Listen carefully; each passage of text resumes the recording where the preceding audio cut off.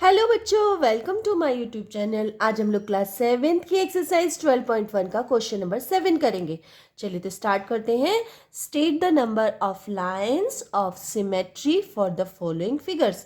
आपको figures name दिए गए हैं, आप अपनी बुक्स में देख लेना, उसमें आपको फिगर्स नेम दिए गए हैं। आपको फिगर ड्रॉ करके और उसमें सिमेट्री लाइन बतानी है, कितनी सिमेट्री लाइन किस में आएगी। ठीक है, तो चलिए हम लोग करना स्टार्ट करते हैं। सबसे पहला हमें दिया गया है an equilateral triangle. Equilateral triangles आपको पता होंगे, जिनमें तीनों लाइंस इक्वल होती हैं। एक ट्रायंगल जिसकी तीनों लाइंस इक्वल होती है तो वो इक्विलेटरल ट्रायंगल हो गया। ठीक है, अब हम इसमें सिमेट्री लाइंस ड्रॉ करेंगे। तो कैसे करेंगे? सबसे पहले ये 3 कॉर्नर्स है, तो 3 कॉर्नर से हम सिमेट्री लाइन ड्रॉ करेंगे। ठीक है, जैसे कि फर्स्ट कॉर्नर ये है, तो मैं यहाँ से इससे इसको स्ट्रेट में एक लाइन ड्रॉ कर दूंगी। ठीक है, तो पेन ही नहीं चल रहा। तो यहाँ पे हम लोग क्या करेंगे, कॉर्नर से इसको ऐसे लाइन ड्रॉ करेंगे, सिमेट्री लाइन। एक लाइन ड्रॉ की। अब ये दूसरा कॉर्नर है, इससे भी हम लोग करेंगे सिमेट्री लाइन ड्रॉ, बिल्कुल स्ट्रेट। ये सामने वाली लाइन को 2 इक्वल पार्ट्स में डिवाइड करेंगे। देखो, इक्वल पार्ट्स में डिवाइड हो गए। इसी तरह से तीसरी हमारी सिमेट्री लाइन ड्रॉ होगी और इक्वल पार्ट्स में डिवाइड करेगी। इस तरह से आप देखेंगे कितनी लाइन ड्रॉ हुई हैं, 1 2 3 लाइन्स ड्रॉ हुई। तो हम यहाँ क्या लिख देंगे, कितनी नंबर्स लाइन्स हैं, तो 3 लाइन्स हमने ड्रॉ की हैं। ठीक है, चलिए तो इसका सेकंड है, ये देखिए, इसका सेकंड है आइसोसेलेस ट्रायंगल्स। तो आइसोसेलेस ट्रायंगल्स में क्या होता है कि 2 साइड्स इक्वल होती हैं, तीसरी साइड इक्वल नहीं होती, 2 साइड्स इक्वल होती हैं और इनके जो एंगल्स होते हैं वो दोनों सेम होते हैं, 45 डिग्री के। ठीक है, तो इसमें देखते हैं कितनी लाइन ड्रॉ होंगी। तो इसमें आप देखेंगे, तो इस कॉर्नर से मैं इस तरह से एक लाइन ड्रॉ कर रही हूँ, बस एक ही लाइन ड्रॉ होगी। ठीक है, अगर मैं ऐसे ड्रॉ करूँगी तो फिर ये इक्वल नहीं आ पाएगा, तो सेम लाना पड़ता है ना हमें। तो एक ही लाइन ड्रॉ होगी। तो इसमें कितनी लाइन ड्रॉ होंगी, ओनली 1 सिमेट्री लाइन। ठीक है, नेक्स्ट है सी पार्ट इसका, और इसमें है स्केलेन ट्रायंगल। स्केलेन ट्रायंगल में क्या होता है कि तीनों साइड्स इक्वल नहीं होती, कोई सी भी साइड इक्वल नहीं है आपस में।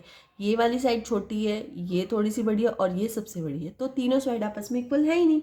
तो जब कोई सी भी साइड इक्वल नहीं है, कुछ भी कोई सा भी पार्ट इक्वल दिख नहीं रहा है हमें, तो हम यहाँ पे क्या बोलेंगे, यहाँ भी कोई भी सिमेट्री लाइन नहीं आएगी, तो ये 0 हो गया। ठीक है, नेक्स्ट है हमारा स्क्वायर। तो स्क्वायर देख लेते हैं हम लोग। स्क्वायर में हम देखेंगे तो इसमें सबसे पहले, क्योंकि चारों कॉर्नर्स जो हैं वो हमारे इक्वल है। ठीक है, तो सबसे पहले तो ये इस तरह से एक लाइन ऐसे ड्रॉ होगी इसमें, फिर हमारी एक लाइन इसमें ऐसे ड्रॉ होगी। ठीक है, फिर हमारी एक लाइन इस कॉर्नर से इस कॉर्नर तक ड्रॉ होगी इस तरह से। ठीक है, और ये थोड़ा सा मैंने गलत कर दिया, ये बिल्कुल सेंटर से जाएगी, आप लोग सेंटर से कर लेना थोड़ा सा। ठीक है, और एक लाइन हमारी इस बार मैं सेंटर से ही लूँगी और इस तरह से ऐसे ड्रॉ होंगी।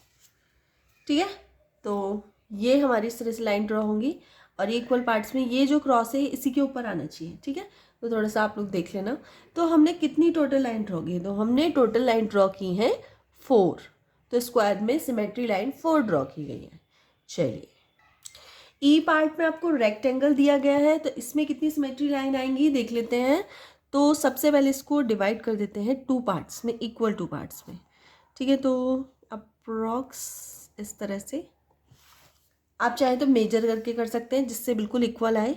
ठीक है, और दूसरा हमारा एक सिमेट्री लाइन जाएगी हमारी इस तरह से, 2 सिमेट्री लाइन जाएंगी। इसके अलावा इसमें अगर हम ऐसे करते हैं तो ये वाला पार्ट्स, ये दोनों पार्ट्स डिफरेंट हो जाएंगे। तो इसमें सिर्फ हमारी जो सिमेट्री लाइन ड्रॉ की गई हैं वो 2 सिमेट्री लाइन ड्रॉ की गई हैं। ठीक है, नेक्स्ट हमारा है रोम्बस। रोम्बस क्या होता है, बिल्कुल स्क्वायर जैसा होता है, बस इसके जो एंगल्स होते हैं वो थोड़े से चेंज होते हैं रोम्बस में। ठीक है, वो 90 डिग्री के नहीं होते हैं। ठीक है, तो इसको कर लेते हैं हम लोग, थोड़ा सा मैंने, चलो ठीक है कर लेते हैं। रोम्बस में क्या होता है, एक सिमेट्री लाइन ऐसे जाएगी और एक सिमेट्री लाइन इसकी ऐसे जाएगी, इसमें आमने सामने के एंगल्स इक्वल होते हैं, ठीक है, लेकिन 90 डिग्री नहीं होते। तो इसमें रोम्बस में हमारी गई हैं जो सिमेट्री लाइन आई है वो 2 आई, 2 सिमेट्री लाइन, ठीक है, हो गया। अब नेक्स्ट आ जाते हैं हम पैरेललोग्राम। पैरेललोग्राम जो होता है वो कुछ रेक्टेंगल जैसा ही होता है, बस इसमें 90 डिग्री एंगल नहीं होता, थोड़ा सा तिरछा होता है, मतलब 90 डिग्री एंगल नहीं होता है, ठीक है। और इसमें आमने सामने के इक्वल होते हैं, लेकिन जैसे ही मैं ऐसे करूँगी तो ये दोनों इक्वल मुश्किल आएंगे, तो यहाँ भी हमारी कोई सिमेट्री लाइन नहीं बन पा रही है, ठीक है। तो यहाँ हम लिखेंगे, इसके कितने नंबर्स हो गए, ये 0 हो जाएगा क्योंकि इसमें एक भी सिमेट्री लाइंस नहीं बन पा रही है, ठीक है। नेक्स्ट हमारा है इक्विलेटरल ट्रायंगल। इक्विलेटरल, तो इक्विलेटरल क्या होता है, इक्विलेटरल जिसमें 4 साइड्स होती हैं, जैसे हमारे स्क्वायर और रेक्टेंगल में होती हैं, लेकिन एक भी साइड ऐसा नहीं है कि इक्वल हो, आमने सामने की कोई बड़ी कोई छोटी इस टाइप से है, तो कोई भी साइड इक्वल नहीं है, इसलिए यहाँ पे भी हमारा 0 हो जाएगा, एक भी सिमेट्री लाइन नहीं आएगी, ठीक है।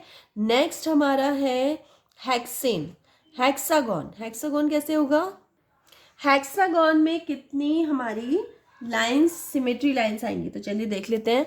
तो इसमें हम कॉर्नर से कॉर्नर को मिलाएंगे, ऐसे करेंगे, इस कॉर्नर से इस कॉर्नर को मिलाएंगे, तो 1 सिमेट्री लाइन, फिर सेकंड हमारी सिमेट्री लाइन अप्रॉक्स बनेगी, तो ये सेकंड सिमेट्री लाइन हमारी बन गई, और थर्ड सिमेट्री लाइन हमारी, 3 सिमेट्री लाइन हमारी बन गई, ठीक है।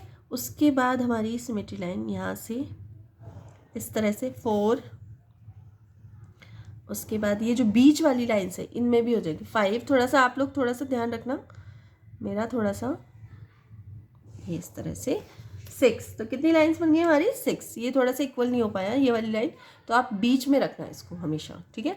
तो इसमें कितनी लाइन बनी है हमारी 6 सिमेट्री लाइन बनी है, ठीक है। नेक्स्ट है हमारा सर्कल। सर्कल में सेंटर हो गया, और सेंटर से हमारी कितनी लाइंस ड्रॉ होती हैं, तो अगर मैं देखूं तो इस तरह से 1, फिर हो जाएगी 2, फिर 3, फिर 4, 5, 6, 7, 8, और भी बहुत सारी हो सकती हैं, बहुत सारी 9, तो बहुत सारी इवन ड्रॉ हो सकती हैं लाइंस, ठीक है ना, ऐसा नहीं है कि नहीं हो सकती, बहुत सारी लाइन ड्रॉ हो सकती है इसमें। तो हम यहाँ लिख देते हैं इनफाइनाइट, क्या लिखेंगे, इनफाइनाइट, क्योंकि सर्कल में बहुत सारी सिमेट्री लाइन हो सकती हैं जिन्हें हम काउंट भी नहीं कर सकते, इतनी सारी हो सकती हैं, तो इसलिए सर्कल की जो सिमेट्री लाइन्स है वो है इनफाइनाइट। तो इस तरह से आपका क्वेश्चन नंबर आपका 7 कंप्लीट हो जाता है। अगर वीडियो थोड़ी सी भी यूज़फुल लगी हो तो प्लीज़ वीडियो को ज़रूर लाइक कर देना, चैनल पे नए हैं तो प्लीज़ चैनल को ज़रूर सब्सक्राइब कर लेना और अपने फ्रेंड सर्कल में शेयर कर देना। चलिए तो मिलते हैं नेक्स्ट वीडियो में, तब तक के लिए बाय।